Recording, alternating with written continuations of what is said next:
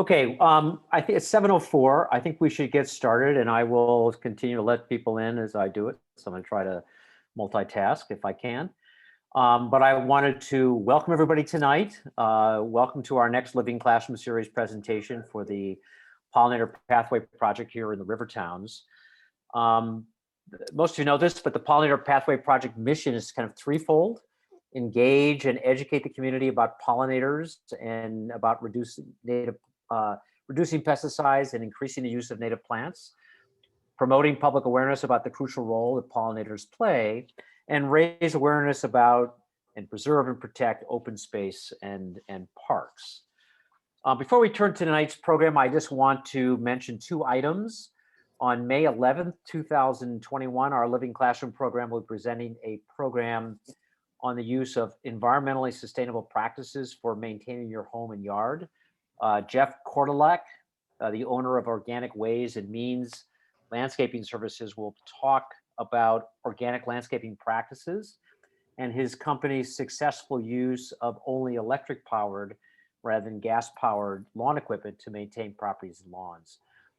This presentation can be co-sponsored by the Irvington Green Policy Task Force, which is a leading advocate for educating folks about how to manage their yards and properties in an environmentally sustainable way. And one other thing I wanted to announce is it's on June 13th. Healthy Yards Westchester is again sponsoring the Westchester Pollinator Garden Tour, which we hope will feature several of the pollinator-friendly gardens here in the Rivertowns. I think there'll be more info about that coming. I think it's not quite publicly announced yet, but it will be shortly. So tonight, we're very lucky to be hearing from Nancy Murray about her work to rehabilitate and completely rejuvenate a neglected, overgrown woodlot here in the Rivertowns.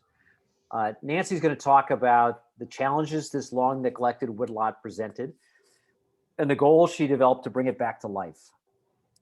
She'll talk about the ups and downs of the project as it proceeded and how her work has created this wonderful new kind of paradise for a wide range of pollinators. Nancy spent 25 years in the corporate pharmaceutical industry and then left it behind to tend to her woodland garden up in the Catskills and develop a garden design business. She attended Cornell Cooperative's Extension Master Gardener program, and for 15 years applied that knowledge to develop a wide range of gardens across the Hudson Valley. After becoming a beekeeper in 2015 and learning about the importance of nectar and pollen, she became an activist for all pollinators.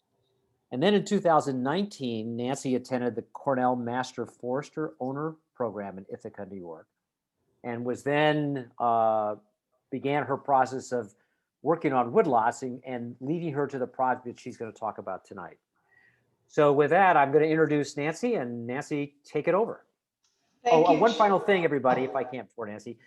We will be having a question and answer session at the end, and you can put your questions in the chat as we go along, or you can wait at the end and you can raise your hand and you can talk. Either way, we'll try to do it both ways.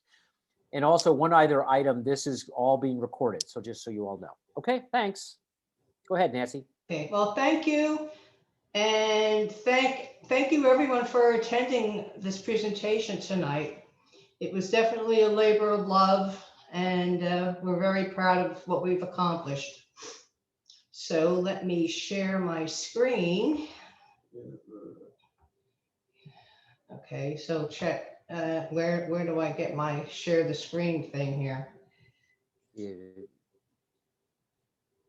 If you put your cursor down at the bottom, you'll see it on your bottom of your screen. Okay, there we go. Sorry, there we go. Okay.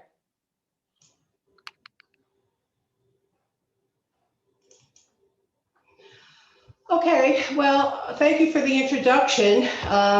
Let me go here for the full screen. Is that good? Can you? That's fine. Also, just okay. Just go up to the beginning, Nancy. Okay.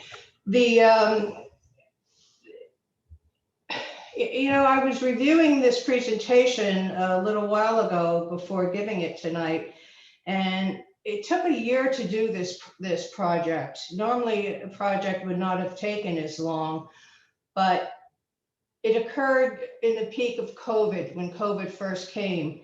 So I checked the statistics today. And I just want to make note that 556,000 people died in the United States since this project began. And I want to dedicate this to their souls and hope that they're at peace. So Nancy, Nancy, one thing, if you could just, on the slideshow, go from the beginning, that'll give it a full screen, if you can.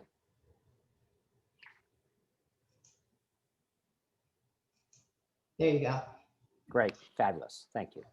Okay, so the title of the presentation tonight is, the good title is Rebirth of a Woodlot, but I like to refer to it as how an overgrown, invasive clog 2-acre lot became a woodland paradise.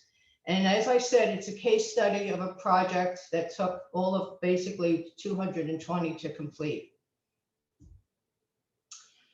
The objective of the project was to merge the neglected woodlot into an existing 3-acre property. We wanted to create a place for people to connect with nature and create a diverse environment for wildlife. We went about it in several steps, 5 in total. Analyzing the site, determining the goals and the client's wishes, research town and government regulations, prepare and reanalyze the site, and we'll see how we had to reanalyze the site on several occasions.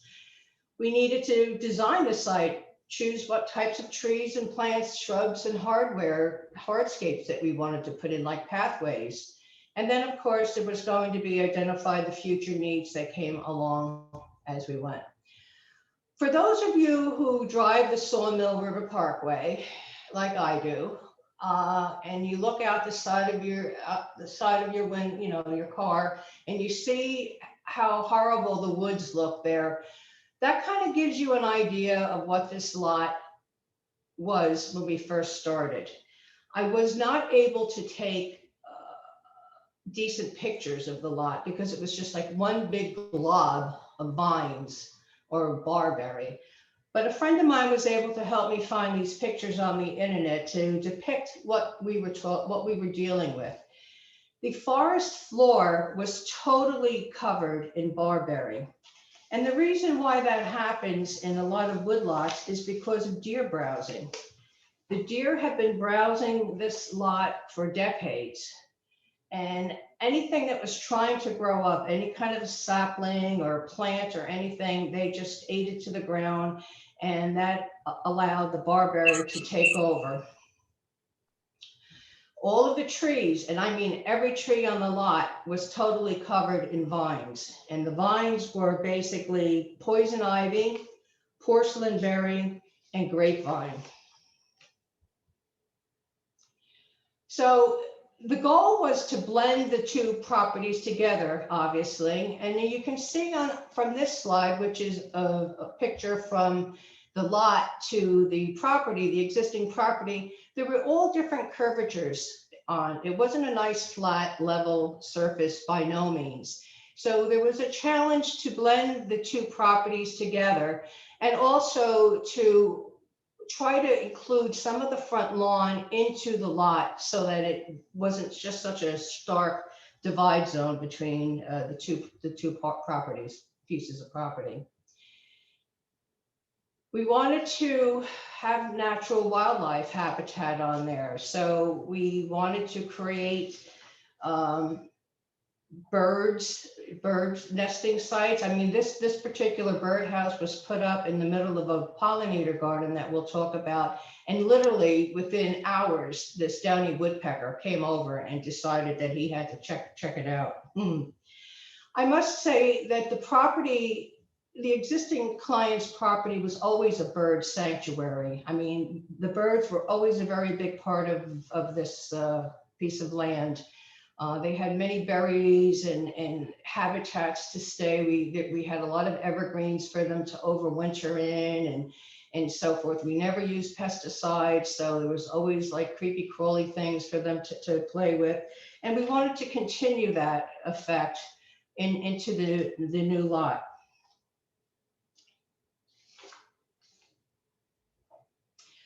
So step 2 involved researching town and government regulations. When you do a project such as this in towns such as Rivertowns, or most towns across the United States, you can't just go in and do what you want. You have to contact the authorities. In most cases, you have to get permits, you have to follow the regulations, there's fees involved. And in some cases, there's environmental agencies that you need to contact. And we were very fortunate that we did not have to deal with DEP or any of the other regulatory agencies, because this was not on any kind of protected marshlands or wetlands or anything of that nature. Any tree with a greater than 8-inch caliber needed to get permission to be taken down. The town also required that an arborist be hired, and the arborist had to go in and physically mark each tree with a number and fill out this little form in the back here of the name of the tree, the size, the type, the reason, and also submit a written report on all of the trees that we were requesting to be removed. In this project, we removed 130 trees. 82, all of the native black cherries on the property were dead because of black knot disease. 12 of the ash, there was only 12 ashes on, but of course they were all gone because of the ash borer. 10 hemlocks succumbed to Woollia diligent disease, and the list just continues. The town also requested that we hire a landscape architect.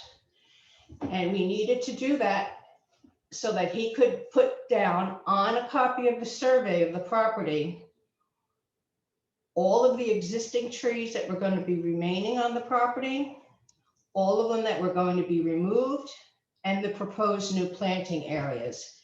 Now, I come to this slide here because this is what we submitted to the town. And basically all of the black solid dots that you see on here are existing trees that we were keeping. And we will see in some of the slides down the road here, these trees were not your greatest of specimens, to say the least. But we had to keep whatever we could, no matter how horrible they might have looked like, because it was the only upper canopy that we had on the property. So all of these little numbers were all the 130 numbers here, all scattered all around of trees that had to be removed. And as you can see, where we had the upper canopy trees that were remaining, we were planting understory underneath them to try to develop a diverse canopy for various birds and so forth. This particular island here that was originally designed, we decided to not do that, because as we got into the project, and again, you know, best laid plans, you analyze something and then you reanalyze it. We realized when all these trees came down, what a wonderful opportunity we had here. And we're talking at least 250 feet long, where we decided to put in a wildflower garden, a path, if you will, that goes from here all the way down to here. And this area, which was originally stilt grass and horrible, but in full sun, we developed into a pollinator field. And that was about 150 yards.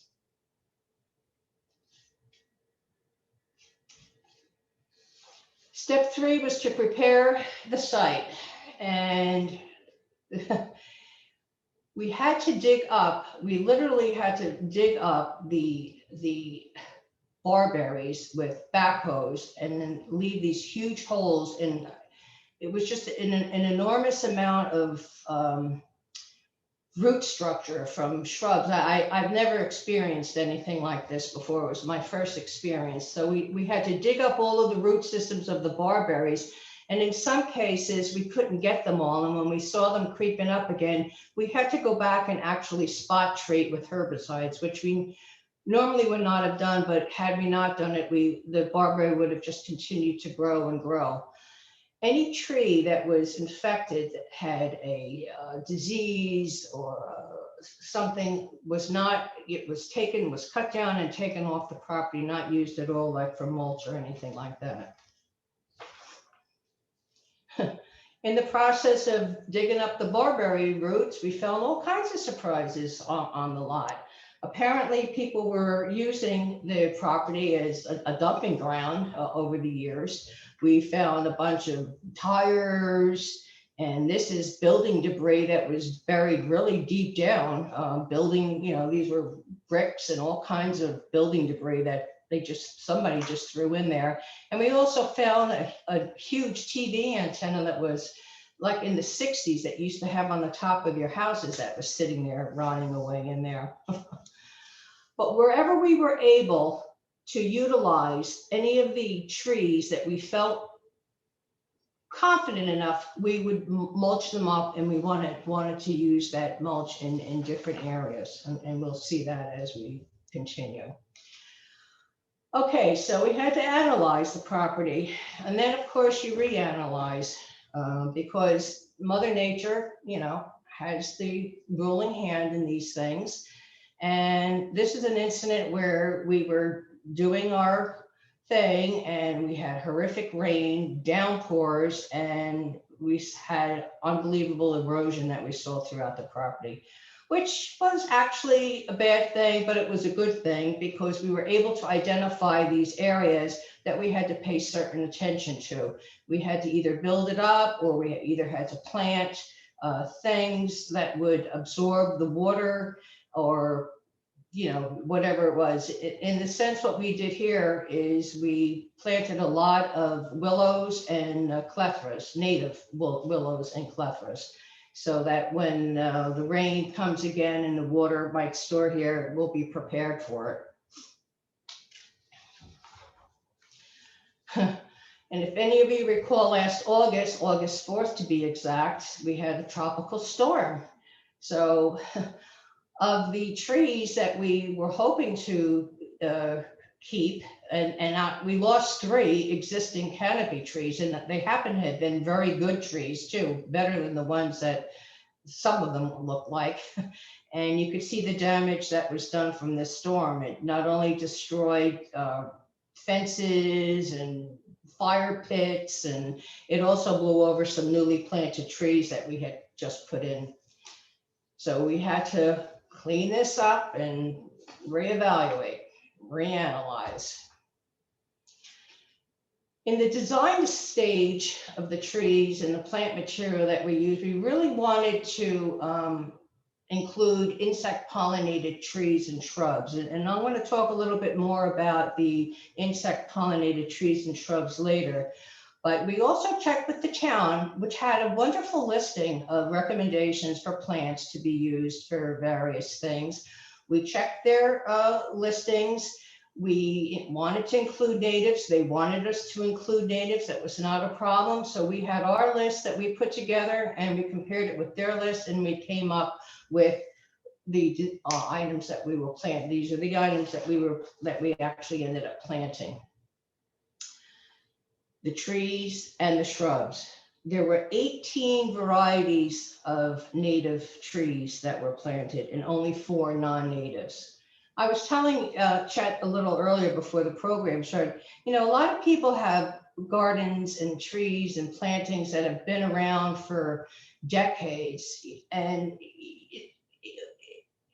you don't want to have to cut something down because it's not native and everything has to be native. But whenever you have an opportunity to put in a native, it's great. But there's some things that, like a sweet bay magnolia or southern magnolia, well, sweet bay is native, but the southern magnolia, katsura trees, they're like really, really beautiful trees. And this particular little guy here, this bumblebee that's on, this is the Seven Suns tree.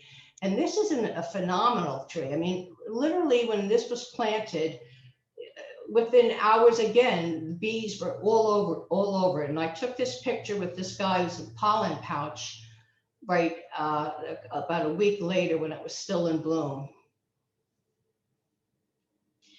So the town wanted us to plant 70 trees. We took down 130, and they asked that we plant 70. But we actually ended up planting, I'd say maybe 80, 85 trees at that time. And the trees were all various sizes, you know, anywhere between 8 to 12 feet and sometimes even and higher. The largest amount of trees we planted were Norway spruces, and there was a reason for that. We'll get into it, but one of them is that it's a great tree that grows relatively fast. It's a great, you know, garden wall along the roads, and the birds just love them to nest in them in the wintertime.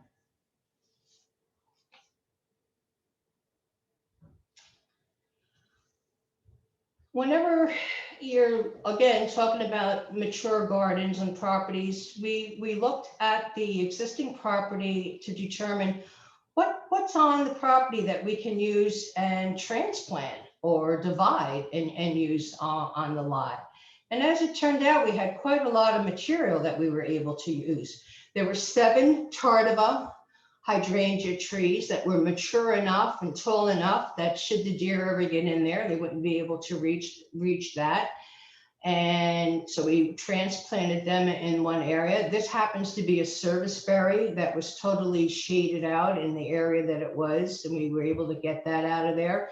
And we'll see in another picture, this picture, I'll get there. What we wanted to do was continue the plantings that were on the existing property. So here, the street goes down. This is how it was, and we wanted to continue this all the way down on the property. So these are Hamlin grasses, and I don't believe they're native, but they're not really a tall growing grass, and they're a wonderful source of shelter for critters. And dispersed with all of these hamlins, we have native plants that grow up. We have alliums, we have daffodils, we have andromeda plants, we have all kinds of things that go in there. So what we did is we dug up a lot of these plants and just replanted them all the way along to continue this whole line.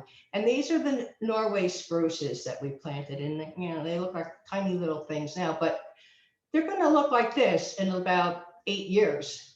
8 to 10 years, which is how long this tree's been here. And if you can wait 8 to 10 years, this is all going to all merge in together very nicely. This gives you also a good idea of the trees that we were left with. They were all crooked. A lot of them are crooked. You know, you're not your perfect specimen trees in the woods, and very, very little branches along here because they were all totally encased with vines that had to be removed. And I have to say that with all of the wind and everything that we've been experiencing and the storms, these guys have held up. So I'm really happy that, you know, they're hanging in there for us. Step 5, of course, is identify future needs. It didn't take this guy long to find the Ilex verticulatus that we planted, and we knew that was going to happen, and therefore we knew that we were going to have to spray for deers, and we'll probably continue that for at least a year or so until things can mature somewhat. Also, it was imperative that we had to get irrigation in, and we will see that on a timeline that I have created on how that came into place, which is here. Okay. Does everyone remember last winter? Not the one that we just finished, but year 2019-20. It was like we didn't even have a winter. It was very, very warm. It was mild. And in a way, it was a good thing because we started this project back in December of 2019 when we were able to go into the lot and what I call bush hog it down. We were able to cut the saplings that were less than 8-inch calibers without any permission. They were totally encased with vines anyway, totally not usable, and start digging up those barberry bushes in there. So we were able to get a lot of the work done early in the process here. And then when that was done, then we worked for a few months in getting the approval from the town of the permits and make sure everybody was on board with what we were doing and so forth. And we got the approval in March, and we just started doing the planting and getting everything ready and taking the trees down, and COVID hit. And the project was put on hold. So the project was put on hold mid-March, and we weren't able to get back into it until July. And July, of course, we ordered all the trees, and we had to really hustle to keep the trees, wet before we planted them. The bottom line was July of this year of 2020 was extremely dry. It was the driest July on record, as I recall. We had no rain. It was drought. We had terrible heat waves and wind. So it was very, very challenging to be able to get these plants into the ground when we finally got approval to start up again in July, in the hottest possible part of the year, the worst time of the year to do any kind of planting like this. But we were able to do it. We had a wonderful team of people, and the irrigation people were there by our side, step by step.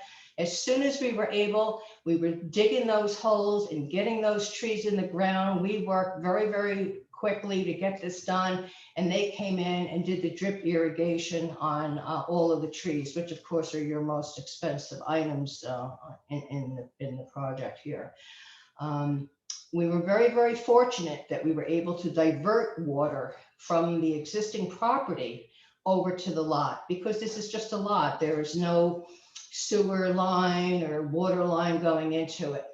And we were very, very fortunate to do that, because the gardens on the property, the original property, were mature and really, really didn't need to have the watering. And in fact, I'm a stickler about water, because water is something that we can't take advantage of. We can't take it for granted.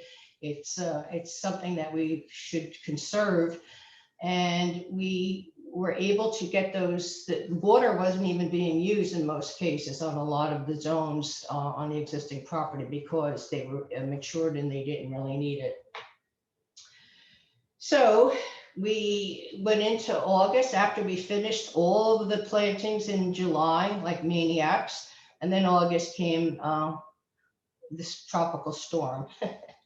So we got through that. We got through the storm damage. We got through the irrigation and everything else. And then towards the end of August, we were able to start planting the pollinator field, and the wildflower path came in September. And then we were finishing up towards the end of the year. So as a result, the end result of the project, we were able to create the seating areas for the wildlife viewing, a wonderful refuge and habitat for wildlife. We did hardscaping, stone and mulch pathways. We added a pollinator field, much larger than we originally thought we were going to do, and put a wildflower path in, which we had no initial decision. And we decided that that was the best thing to do, rather than try to plant ground cover and, whatever the case might be, to include the pollinators into the forests that were developed. This is one of the sitting areas that we put together. This is a fire pit area. Here's the tardiva hydrangeas that were transplanted all along this way. We have this is the katsura trees. And I don't know if anyone's familiar with the katsura, but it has this great fragrance, like in the fall. For those of you who like creme brulee and the sugar that burns on top of it, it's kind of like that kind of a smell. It's It's wonderful. So to be able to sit there and have the scent, and of course the pollinators, you know, love to go over that way. But all along here too, we planted the buckeye, which will be growing up and filling in all of this, again, like an understory for these tardimas. And the ground cover here is wild geranium.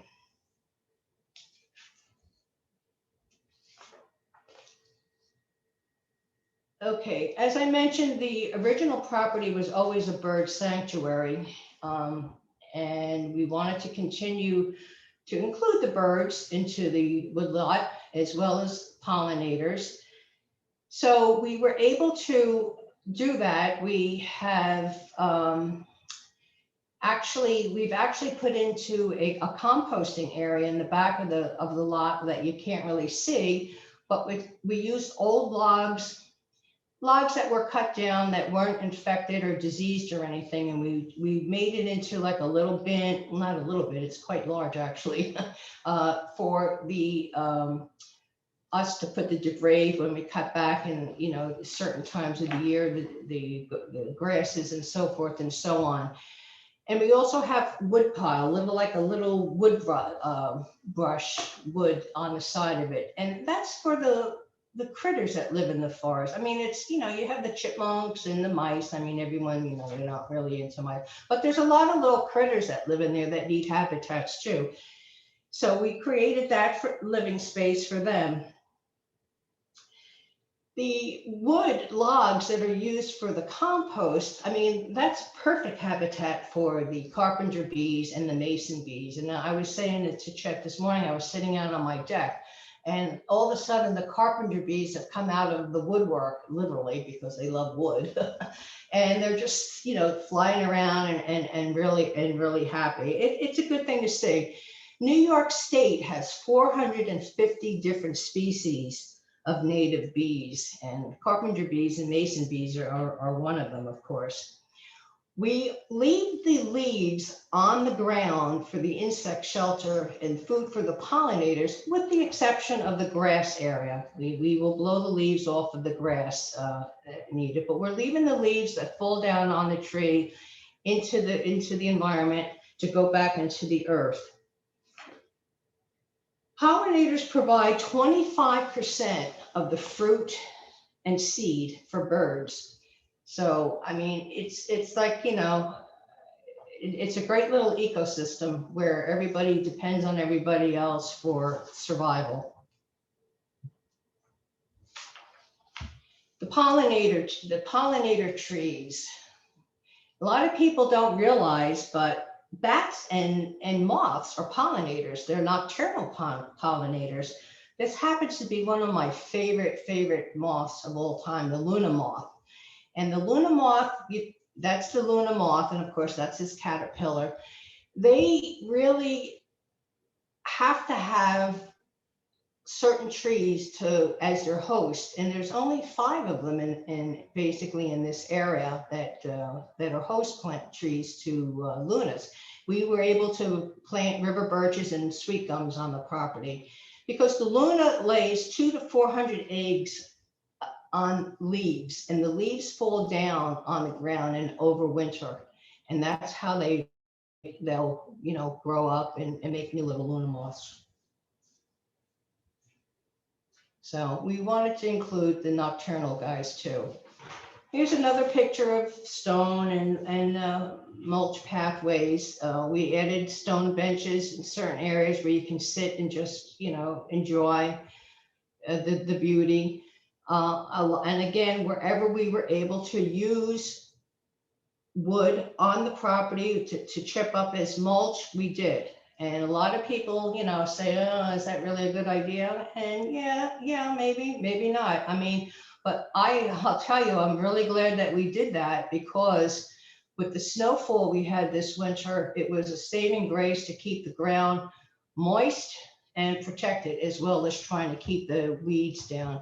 And all through here, it's hard to see. Of course, this is like, you know, the deer were chomping on this before we got everything here. But these are all the Ilex peticulatus. There's a whole bunch of them planted in here that'll be growing up and looking great in about 2-3 years' time.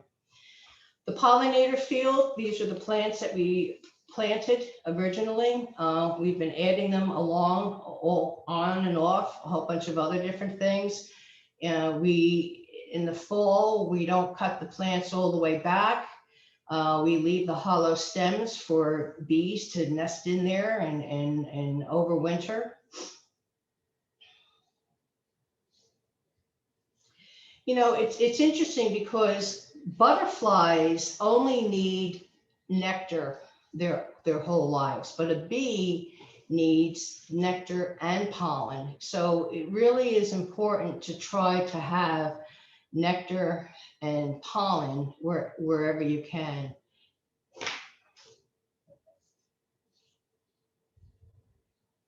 These are the seeds that we actually used a seed mix for the wildflower, and I I see that Kathy London is on, and I watched your presentation, and after I watched it, I was like, oh, you know, wildflowers, you know, areas and gardens are great ideas, but I know they're a lot of work, and the client knows it's gonna take time to develop.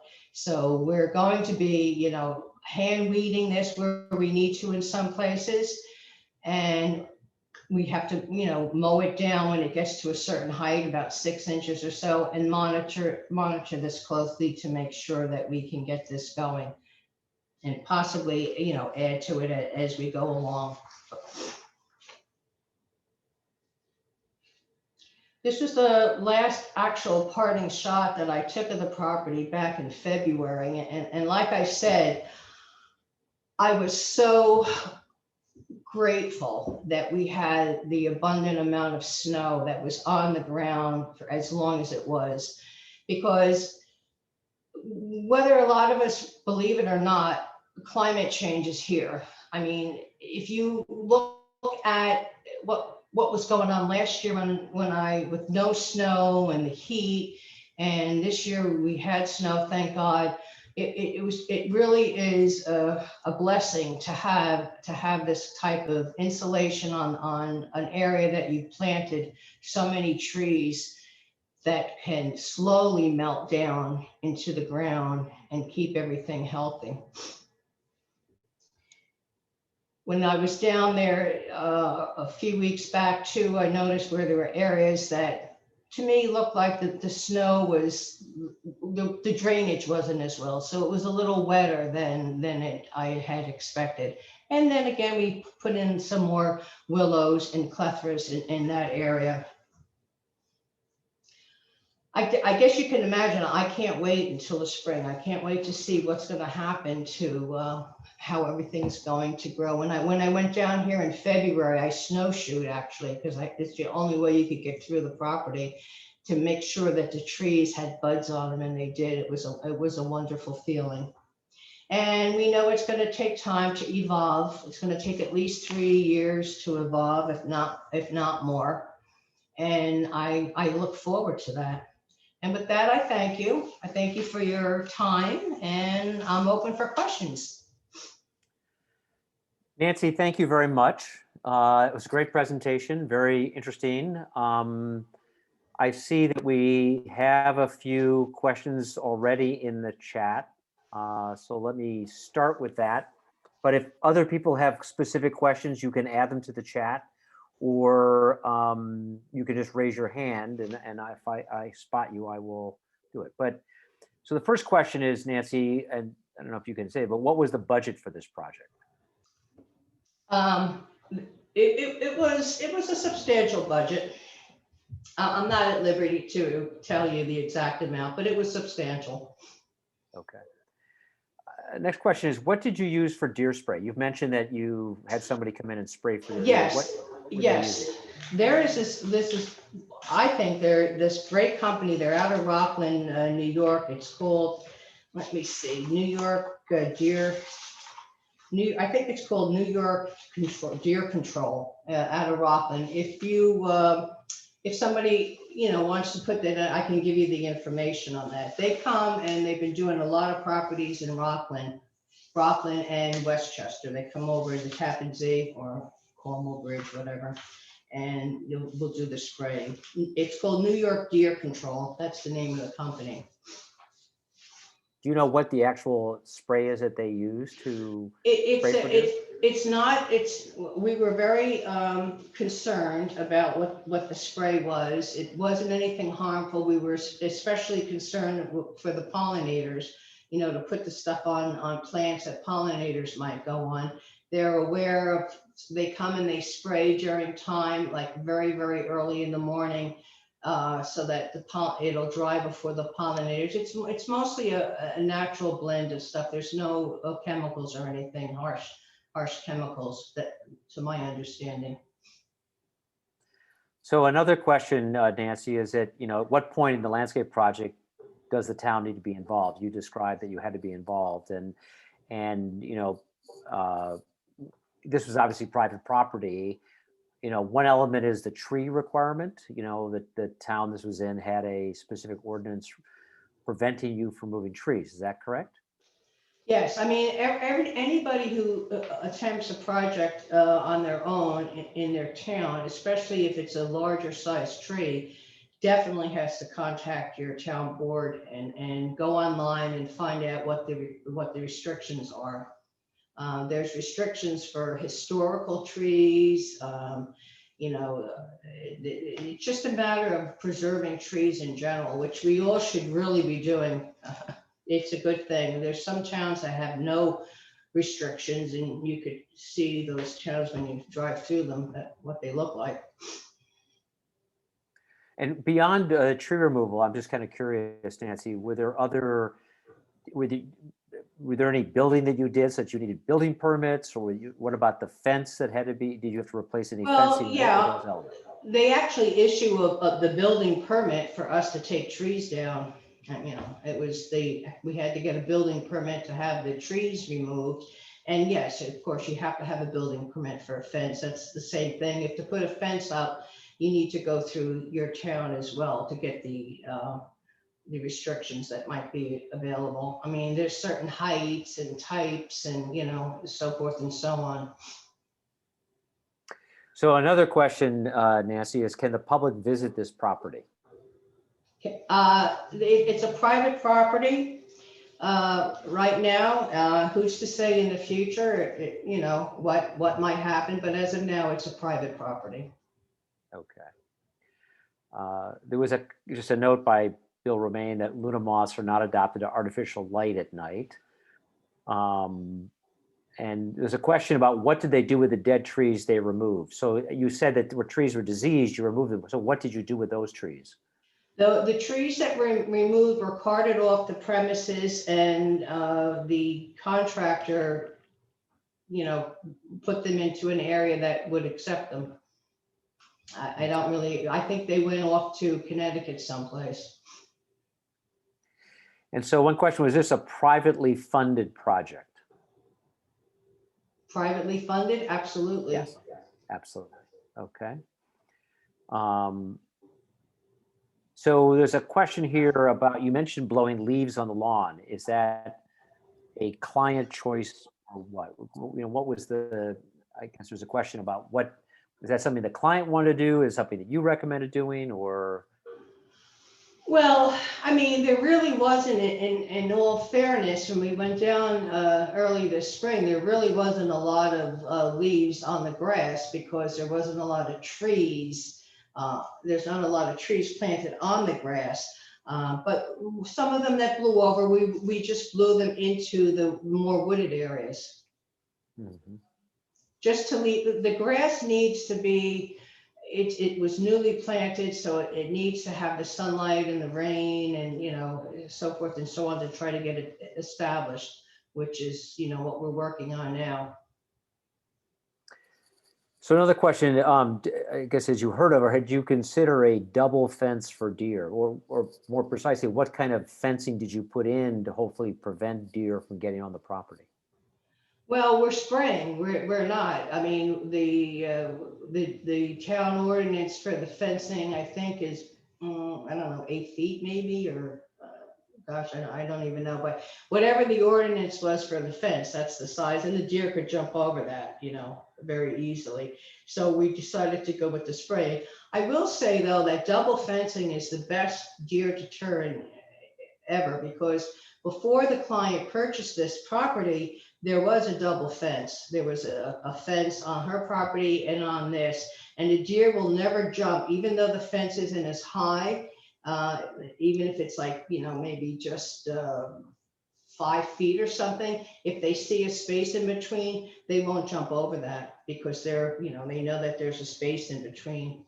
So that's how we kept the deer out of the property, the original property, before we broke through into that. Now we're just spraying.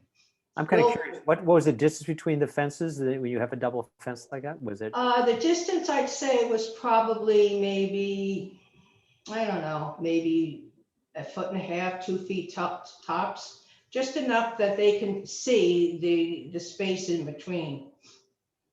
Okay. Another question, why would you rethink using wood chips for mulch? Well, a lot of people think that wood chips would cause fungus. There was, they would be concerned. I mean, we had to be very, very careful on what we chipped up. And if you're not there, and that's something that I can stress, you really need to, when you're doing a project such as this, you need to be on top of everything. You need to be there, and you need to see what's going on and making sure that people are doing what they're supposed to be doing.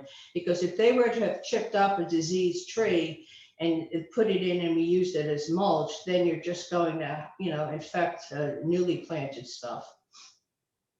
Mm-hmm. So there was a concern, but wherever we could, we wanted to be able to use instead of just, having them dumped someplace. So another question, what is your maintenance plan? Do you have a maintenance plan for this? Yes. There is a gardener on the property who has been involved in this project from the beginning. I made sure that she was included so she knows what's going on. We meet, and discuss things, and we have a plan together, so she knows what's going on. Okay. And then a question, did you leave any Norway maples on the property? Did we leave any? Yes. We planted a whole bunch of them. Norway spruces or Norway maples? Oh, I'm sorry, the Norway maple. I'm sorry, I'm thinking the spruces. Did we leave? Well, there's some, there's some really big ones on the property, not on the lot, but on the existing property. There wasn't really any on the lot that we were able to salvage. Okay. I don't. There's another question. So, what is the gardener going to do every year as maintenance? What's the plan for what the gardener will be doing? Well, the gardener is going to, maintain the weeds, because that's important. I mean, you do something like this, if you start seeing, the vines coming up in areas, to make sure you're on top of that and keep that all controlled. She is authorizing the guy who comes and does the cutting of the grass, and we will be working with the mowing of the wildflower path when that has to be done, when it grows to a certain height. It's just like a monitoring process. I mean, we don't want to create the property to be crazy amount of maintenance. We want it to be as less maintenance as possible, but for at least the next couple of years, it's going to need some attention, especially for keeping the weeds down.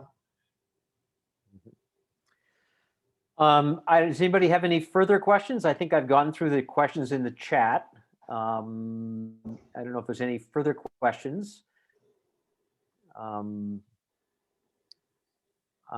If not, Nancy, I want to say thanks again for your presentation, a very interesting one, a kind of a creative one to be thinking about woodlots and about, as you kind of rethink of rejuvenating a lot like that, putting as you did, thinking about pollinators and making sure that you've got protection for them. So with that, I will thank both you, Nancy, and everybody else for coming tonight for this very helpful and interesting presentation. And I hope to see you all at our next presentation on May 11th. We're going to be talking about sustainable lawn practices. So thank you, everybody. Have a good night. Thank you. Good night.